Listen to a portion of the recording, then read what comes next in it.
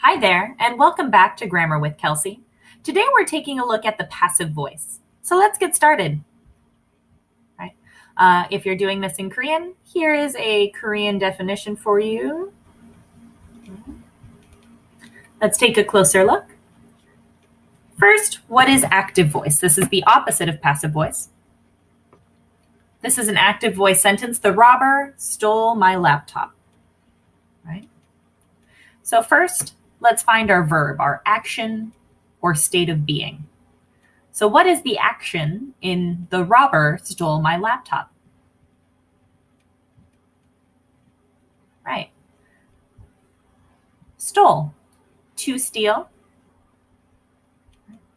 The subject in an active voice sentence does or is the action. So who is doing the stealing?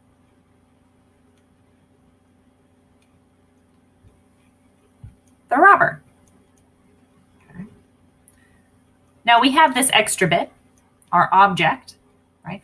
The object is the target of the action, the thing receiving the action. So the robber, the subject is doing the stealing, but what is being stolen? The laptop. Right? This is an active voice sentence. That means the subject is actively doing the action, the verb. Oh no, there it goes. Okay. In a passive voice sentence, it's a little bit different. Instead of the robber stole my laptop, we have my laptop was stolen. So the subject is no longer actively doing the verb. The subject is receiving the verb passively. Let's take a closer look. Right. My laptop was stolen. The verb now, we use to be plus our past participle. So my laptop was stolen. What is our verb? Was stolen, right? Here's our to be. Make sure that we're matching our subject verb, right? Laptop singular, was singular. Laptops were, right? And then our past participle of to steal is stolen, right? So if you don't remember your past participles, now is the time to freshen those up. The next thing is the subject. This is now not the thing doing the action, but the target of the action, receiving the action, because it's passive, right? So what is being stolen? The laptop. Now this is a complete sentence. You have your subject and your verb. So you can have a period. If you want to, you can add an agent, the thing doing the action, to the end of your sentence using by. In a sentence like this, my laptop was stolen by the cat. Right? Let's do some practice. Tom ate the pizza. What is our action? The thing being done. To eat, ate. Our subject who's doing the action. Tom. And then what is being eaten? What is receiving the action? The pizza, because pizza is delicious. All right. So now let's flip that, turn it into our passive voice. Our ate needs to be plus our past participle. So what is the past participle of ate? Eaten. What is being eaten? The pizza. Is this singular or plural? Singular, right? And past tense. So we'll use was eaten. And then the subject is now the target of the action. So we're going to flip these. And it becomes the pizza, right? Was eaten. And again, if we want to add that agent who is doing the eating, we can say the pizza was eaten by Tom. All right. Jordan loves Tyler. Our action loves who's doing the action? Jordan. Who is receiving the action? Tyler.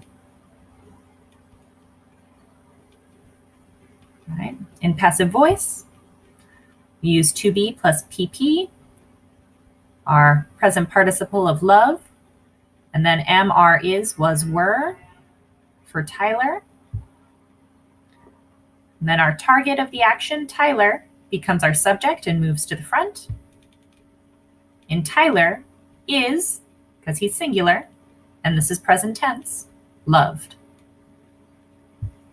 And if we want to add that agent who's doing it, we tag that by at the end. Tyler is loved by Jordan. So not too bad. This works with all of the verb tenses. The dog eats the food. The food is eaten by the dog. The dog ate the food. The food was eaten by the dog. The dog will eat the food. The food will be eaten by the dog. The dog might eat the food. The food might be eaten by the dog. Right, so it works in all of our different tenses. So why and when do we use this? We use it most often in our speaking. It's not generally accepted in writing because sometimes it can make our writing confusing because we don't know who's doing the action. But in our speaking, it makes our speaking a little more efficient. Let's see. So we use it when the noun performing the action is unknown. We don't know who did it. The laptop was stolen from her apartment. We don't know who did it. We don't know who stole the laptop. Right? You might phrase it as someone stole the laptop from her apartment, but this is another way if you don't know who did the action. We also use it when the noun performing the action is not important.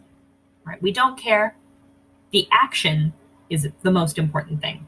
So the flat tire was changed before dinner. The action is the important thing, not who did the action. Right? We care that the flat tire was changed. We don't care who did it. If we add something like, Jenny changed the flat tire before dinner, it's just more information. It's extra. Okay. English likes to put the most important thing in the subject and verb position, right at the front of the sentence. We get to the point. Right? So if the flat tire is the most important, we put the flat tire in the subject position. It's an easy, quick way to tell your listener or your reader what you think is important about the sentence. Okay. We also use it when the noun performing the action is obvious, right? Everybody knows, you don't need to say it. The Mona Lisa was painted in 1503. Everyone knows Leonardo da Vinci painted the Mona Lisa, so you don't have to say who did it. It's clear. This allows us to be more efficient in our speaking.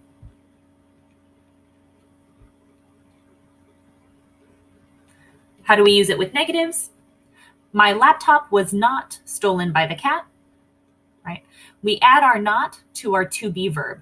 Was not, were not, aren't.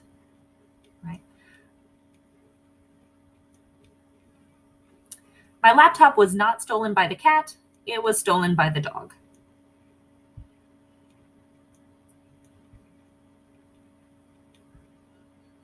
All right, so passive voice prepositions, if you're using a verb that has a preposition, like spoken to, asked for, right? Broke into. The cat broke into the bank. My bank was broken into by the cat. It stays with the verb. Even though your main verb is changing to a past participle form, right?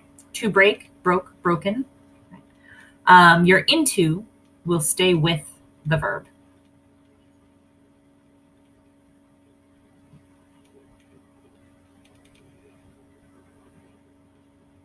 Okay.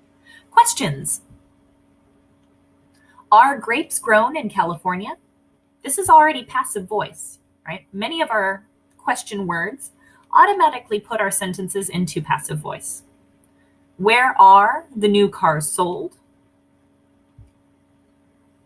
Was, right? Here's our to be verb, The book taken to the classroom? And what time will lunch be brought? Right? So for these, we don't care who's doing it. We care that where the grapes are grown, right? Where the new cars are sold.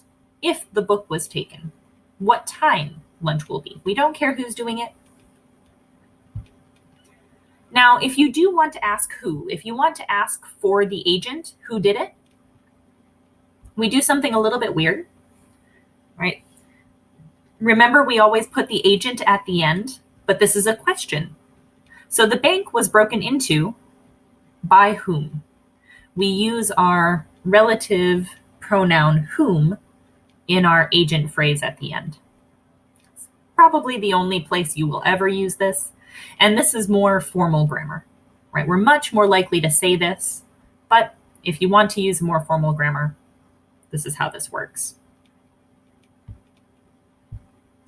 Right.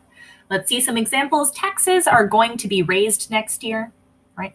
Who raises taxes? The government. Everybody knows. It's not important. Taxes are going to be raised next year. Right to the point. The swimming pool has been closed because it's going to be cleaned, right? We don't care who is closing the swimming pool. We care that it's being closed, right? So this is more efficient. It's faster, more direct. The house was built in 1898. We don't care who built it. Maybe we don't know who built it. We care when it was built. The concert tonight has been canceled because the guitarist is sick. We don't care who canceled it. It would just be extra information. It would take longer to say the committee canceled the concert because the guitarist is sick, right? That's just extra information people don't need. This is faster. Your groceries will be delivered this afternoon. We don't care who is delivering them. We care that they are being delivered this afternoon, right? Mark will deliver your groceries this afternoon is just extra information we don't need. So this is more efficient. Okay, that's it. If y'all have any questions, message me. I am happy to answer. Hope that wasn't too bad. Have a great day.